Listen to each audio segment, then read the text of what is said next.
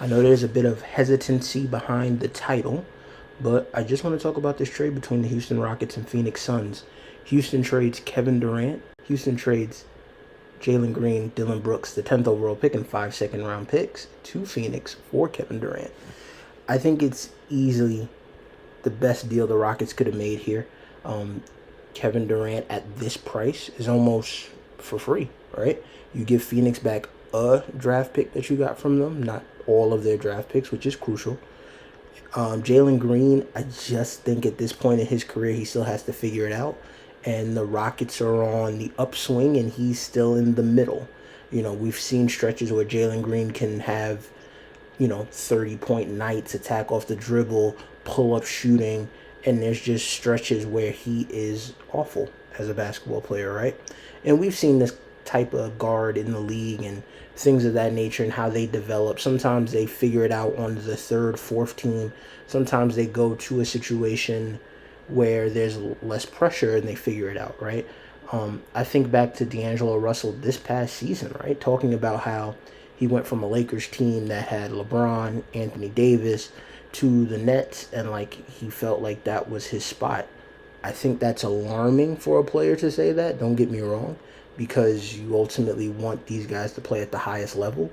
But maybe Jalen Green, after being the number 2 overall pick, he was picked before Evan Mobley, which kind of created some comparisons within that fan base, and going to Phoenix where there's not a need to win games. I want to see how he looks, and I want to see the development.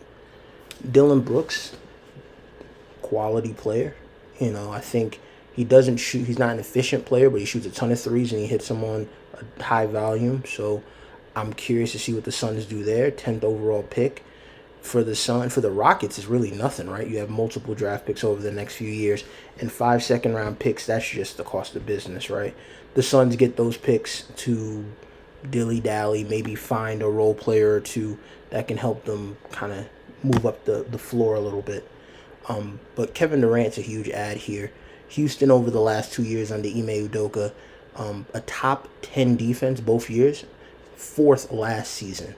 So you look at that group of players that are still remaining there. It's Jabari Smith Jr., Tari Eason, Amen Thompson, Alperen Sengun, who's more of an offensive impact player. He even took a step forward defensively this past year.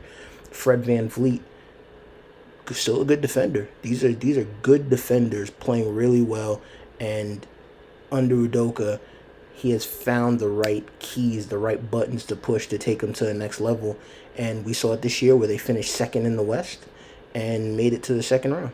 So I am a fan of what Houston is doing here. I'm considerably impressed with how the Rockets have developed. I didn't know if Kevin Durant was the best move for them this offseason, strictly because it kind of does put you on a timer. It kind of does start a little bit of a clock for the Rockets.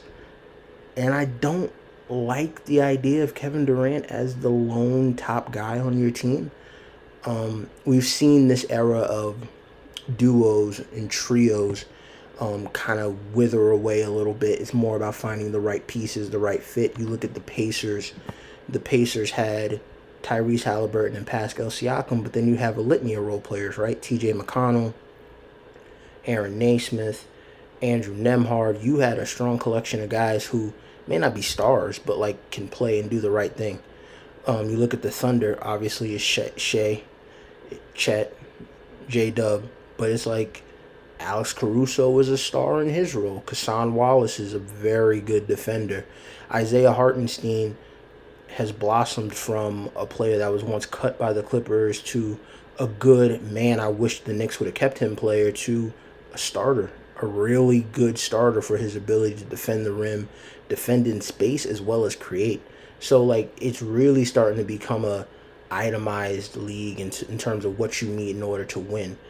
I think the Rockets have that piece, but I also just look almost in a caveman way, in a Bill Simmons kind of way here, and just wonder who's the second guy on this team that's going to score in the playoffs.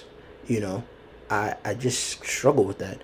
Jabari Smith Jr. is way more defensive orientated than offense. I think one of his issues coming out of Auburn was that he really didn't score a lot off the dribble. He's more of an ancillary offensive threat, and that's fine. That works. Tari Eason's good, but he's always hurt, right? And that's not always his fault, but it's a lot of nagging injuries. Fred VanVleet, I actually think Fred VanVleet, despite the numbers, where he's just not good at scoring inside the arc, right? I actually think he kind of improves a little bit playing alongside a player at KD's caliber. There's just a little bit more gravity, and Sengun is probably going to be the second option there. I like Amin Thompson. If Amin Thompson can shoot 33% from three on like 4 attempts, like we're talking about an all-star, potential star-level player for what he can do on the floor. He's a monster inside the arc, but last year he shot 27% from three on 1.3 attempts. So I just think we're a little bit ways away before we can count on that. That's my main concern, why I didn't like Houston as a team to trade for KD right away. I actually thought Toronto was more of an interesting team. This trade happened as I was writing a Toronto video. But the Rockets have the assets to kind of fix that, right? I just don't know who that player is. I think in a perfect world, the answer is like Donovan Mitchell.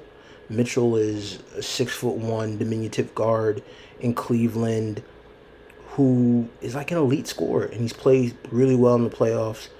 And I just think over the last few years, he's been asked to be the lead guy offensively, and that has come with mixed results, right?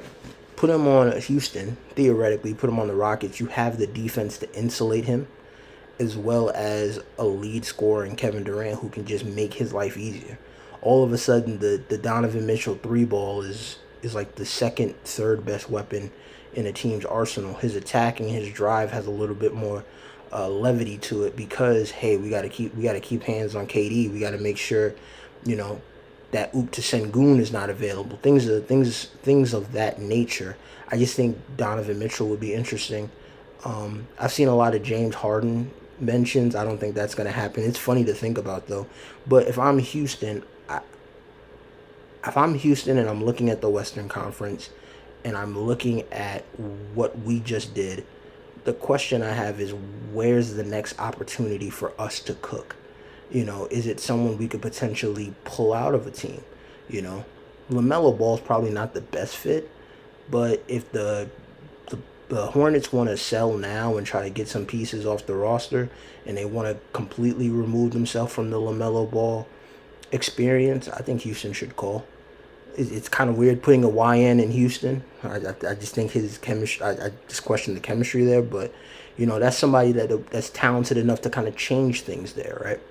I'm just interested in what Houston does after this, because I look at them and I think they bumped up the floor, but they didn't turn into a contender at the level of Oklahoma City.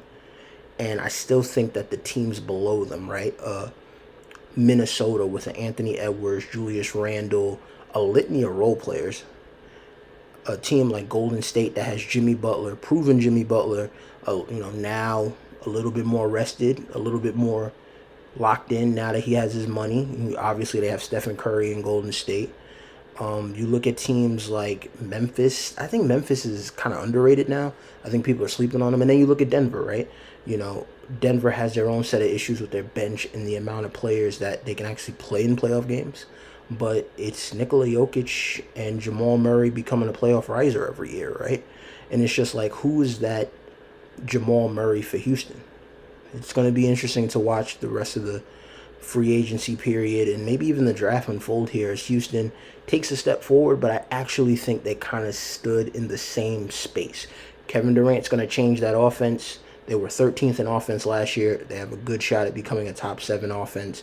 I think Sengun and Fred VanVleet are proper players to benefit from Kevin Durant being there. I just worry about the offs, the main games that matter. I just worry about who's taking pressure off of KD. As for the Suns, I don't have much to say about the Suns, right? Phoenix went from 2 games away from winning the NBA Finals, and it's just been a cascade of bad decisions since, right? From trading Chris Paul to the DeAndre Ayton trade, attaching Toumani Camara in that deal, to giving up a whole bunch of picks and pick swaps for a cooked Brad Beal.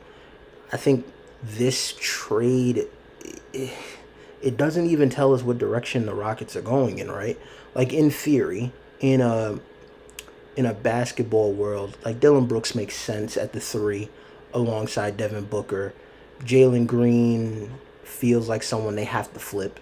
You know, if you can maybe find the one or two teams that actually want to take a shot on Jalen Green, turning him into another piece would be interesting. But I don't know who that team is, you know. The 10th pick, are they keeping that pick? This is a strong-ish draft. I like some of the players at the top of the draft, but I don't know who's changing their fortune, right? I feel like and they're stuck in the second apron still, right? They didn't get out of that. They're still stuck, and that 10th overall pick, who could that be? You know, I don't think Colin Murray Boyles from South Carolina gets there, but he's touted as like one of the top prospects there. He feels like someone that can instantly kind of change things, or at least help a team's floor, right? But I don't think he's changing the mess in Phoenix, which leads me to what are we doing with Devin Booker? You look up, time flies. Devin Booker's in his age 29 season, and the Suns are nowhere near contention. If you're Devin Booker, he's always prided himself on being a one team player. He wants to kind of revere the Kobe Bryants of the world who stayed with the Lakers through thick and thin. But if you're Devin Booker for your own career, like this team is kind of mismanaged assets the last 24 months to a point where I think you almost have to look around, right? You almost have to look around, and I low key think the Suns almost have to listen, right? You know, I think Devin Booker is underrated in the sense that I think he can truly fix an offense. You know, one of the things that he first shined when he got out of Kentucky, or when he got drafted by Phoenix, good ball handler, good creator. Last year averaged 7 assists per game, generates offense. I think he's somebody who can change somebody's fortune on if he gets traded to the right team. This isn't saying that the Suns will trade him. This is saying that I think both sides should should be open to that idea, right? I mean, I think Detroit is probably the team that a lot of people envision for him. He's from Detroit, which is kind of funny. Which is only funny to me because I don't envision him as a Detroit guy. But he has the fancy cars and stuff, so I don't know what I'm talking about there. But yeah, I think the Pistons would make a ton of sense. They're in that position where you look, and unfortunately Tyrese Halliburton tears his Achilles, Jason Tatum tears his Achilles, Damian Lillard tears his Achilles, and Giannis may be on the board sooner rather than later. The Pistons adding Devin Booker and maybe taking another step forward with their young guys, that could intrigue. You know, I wonder, you know, if there's any other teams that could potentially jump in there and just nab him. You know, it would be insane if Houston got him as well, but I don't think that's going to happen. But yeah, I think both sides should be willing to listen to what a Devin Booker trade could not only cost an opposing team but net the Suns long term. It's over. It's tough to really criticize the Suns at this point for what they had. They had pieces on the roster and they mismanaged them. You know, now we're talking about Bradley Beal. Nobody wants him. You're not going to attach the 10th pick to get off of Bradley Beal's deal. You might as well just buy him out. Tell him, hey, you stay at home. You know, and there's just really no avenue for the Suns right now, who continue to go lower and lower in the Western Conference. I'm not going to hold you much longer than this. I'll just say that I think the Suns lost the trade. They didn't get off any salary. They didn't do anything to get worse as a team outside of trading a star player, of course. They didn't net any potential assets, even though I do think that eventually Jalen Green gets traded to a team trying to make a splash trade. I think in this era, in the second apron, you see teams doing unconventional trades all the time, taking a shot on a 23-year-old wing who's under contract for the foreseeable future. I think I wouldn't be surprised if they kind of swapped him with another guy of that ilk, right? Like, I don't think a Jalen Green for RJ Barrett trade does anything for either team, but like, hey, maybe the Raptors want a little bit more on the upside, whereas the Suns look and they say Jalen, Jalen Green can't play with RJ alongside Devin Booker. Maybe RJ can. Maybe that creativity opens up another avenue offensively.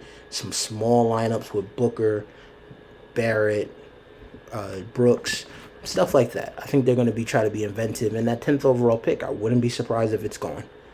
But overall, I just think the Suns are cooked.